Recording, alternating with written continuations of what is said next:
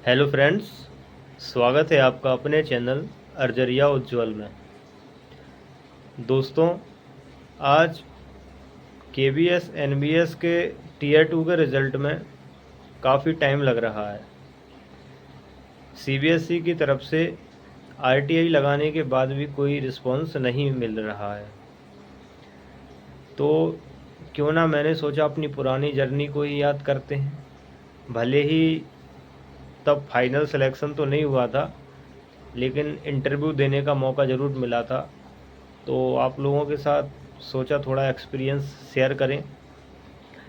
2023 में जब मैंने एनबीएस का एग्ज़ाम दिया था, तो पेपर बहुत ज़्यादा हार्ड आया था। एक्चुअली देखा जाए तो तब क्या था, टीयर 1 ही होता था। मैंने अभी 2026 का भी दिया, टीयर 1 भी दिया, टीयर 2 भी दिया,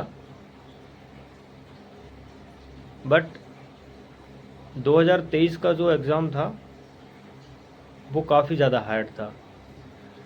तो आप लोगों को मैं अपना इंटरव्यू लेटर भी दिखाऊंगा, टीयर 1 में जो सिलेक्शन तब हुआ था वो भी दिखाऊंगा, और कहाँ मेरा इंटरव्यू था ये भी दिखाऊंगा, कौन से स्कूल में था, कौन सी जगह पे था।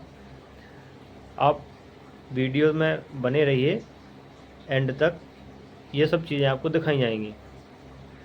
हाँ, तो पेपर जब बहुत हार्ड आया था, और तब 1/3 की नेगेटिव मार्किंग भी थी।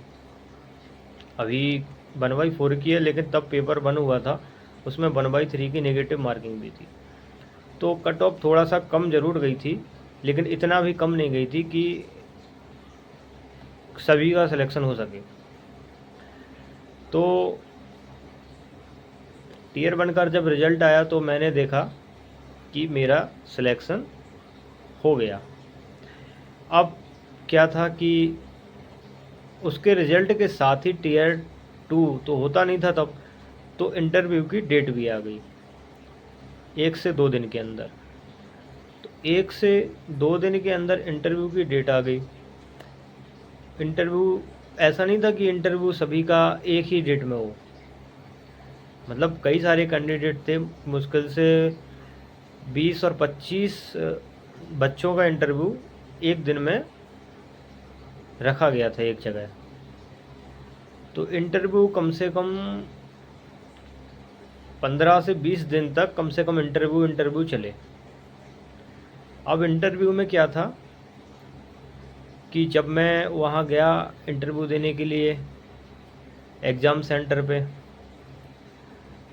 तो डॉक्यूमेंट्स बहुत बारीकी से चेक हो रहे थे। मतलब इतने बारीकी से चेक हो रहे थे कि आप लोगों के पास ओरिजिनल भी हो, सब कुछ सही होने के बाद भी आप वहाँ पे घबरा जाएं देख के। और सबसे बड़ी क्या थी उसमें चीज़, जो कि बच्चे नहीं देखते हैं कभी कभी फॉर्म भरने से पहले, कि उसमें जो होता है ना कि आपके जो सब्जेक्ट में जो मार्क्स होने चाहिए, जिस सब्जेक्ट से आपने अप्लाई करा है, तो उसमें कुल मिला के 50% से प्लस होने चाहिए। मतलब जिस सब्जेक्ट से आपने भरा है, जैसे एसएसटी में आपके सब्जेक्ट हिस्ट्री और पॉलिटिकल साइंस हैं, तो हिस्ट्री और पॉलिटिकल साइंस के तीनों साल के ग्रेजुएशन में ऐड करके 50% से ज़्यादा होने चाहिए, तो आप एलिजिबल होते हैं। अगर उससे कम है तो आप एलिजिबल नहीं होंगे। ऐसे ही मैथ्स का होता है, ऐसे ही साइंस का होता है। मतलब तीनों साल का ऐड करके माना जाता है। मतलब अगर आपके किसी ईयर में 49% है, तो ऐसा नहीं है कि आप बाहर हो गए। तीनों साल के मिला के आपके 50% से ज़्यादा होने चाहिए। तो वहाँ पे सबसे पहले आप जाएंगे तो वहाँ पे आपके डॉक्यूमेंट्स चेक होंगे। डॉक्यूमेंट्स एक जगह चेक नहीं होंगे, डॉक्यूमेंट्स कम से कम 2 से 3 जगह चेक होंगे। वहाँ पे फिर कैलकुलेशन भी करी जाएगी, आपका ये निकाला जाएगा कि आपके 50% से ज़्यादा मार्क्स हैं या नहीं हैं। और अगर आपका कुछ डॉक्यूमेंट्स में थोड़ा बहुत मिस्टेक पाया जाता है, तो आपको एफिडेविट की भी सुविधा मिल जाती है, और एक रिज़र्व डेट में आप लोगों को बुला लिया जाता है। तो मेरे तो डॉक्यूमेंट्स सही थे, तो डॉक्यूमेंट्स तो मेरे क्लियर हो गए। अब इसके बाद मेरा इंटरव्यू का नंबर आया।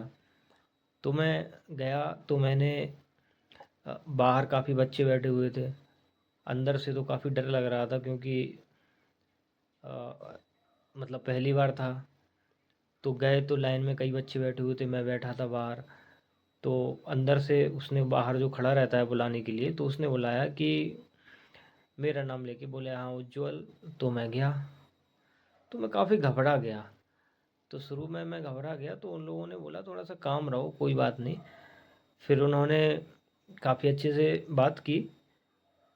उनके क्वेश्चन के जो आंसर थे वो मैंने काफ़ी अच्छे से दे दिए, उसमें कोई प्रॉब्लम नहीं। बाकी शुरू में जो एंट्री थी वो थोड़ा सा ठीक नहीं हुई, मुझे ऐसा लगता था। और उसके बाद जो कुछ उन्होंने पूछा बताया, जो कुछ चलो आया, जैसे बोर्ड था वहाँ पे, एक ब्लैक बोर्ड था, एक वाइट बोर्ड था, एक स्मार्ट बोर्ड था। उन्होंने मुझसे तीनों पे कुछ ना कुछ काम करवाया।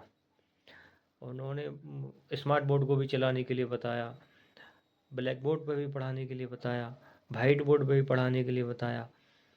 कम से कम 15 से 20 मिनट मेरा इंटरव्यू चला। बाद में उन्होंने मुझसे बेस्ट ऑफ लक भी कहा। मैंने सोचा चलो तो ठीक ही गया होगा, अगर इतना बोला तो। फिर मैं बाहर आ गया, और फिर उसके बाद कुछ काम नहीं रहता है, फिर आप अपने बैग उठाइए और आप अपने घर को जा सकते हैं। देन क्या हुआ, फिर रिज़ल्ट आया। मुझे उम्मीद 50-50 थी कि मतलब हो भी सकता है और नहीं भी हो सकता है। तो रिज़ल्ट में क्या हुआ कि मेरा सिलेक्शन नहीं हुआ, फाइनल सिलेक्शन नहीं हुआ, क्योंकि मेरिट थोड़ी सी आ, रुका थोड़े नंबर से था, लेकिन मेरिट ज़्यादा हो गई। प्रॉब्लम क्या थी कि इन लोगों में वेटिंग लिस्ट का तो प्रावधान रहता नहीं है। अगर वेटिंग लिस्ट का प्रावधान हो तो सिलेक्शन बाद में हो जाए, सेकंड लिस्ट आए तो शायद हो जाए। बट इनके यहाँ वेटिंग लिस्ट का कोई प्रावधान नहीं होता, तो कोई वेटिंग लिस्ट नहीं आई और नहीं हुआ। अभी फिर से केवीएस का टीयर 2 दिया है, अब देखो रिजल्ट आता है तो क्या होता है। और रिजल्ट आने के बाद फिर एक आध दिन इंटरव्यू के बारे में बहुत अच्छे तरीके से जानकारी देंगे। ये देखिए आप, मेरे इंटरव्यू का लेटर है, यहाँ मेरा इंटरव्यू हुआ था, देखिए एक बार।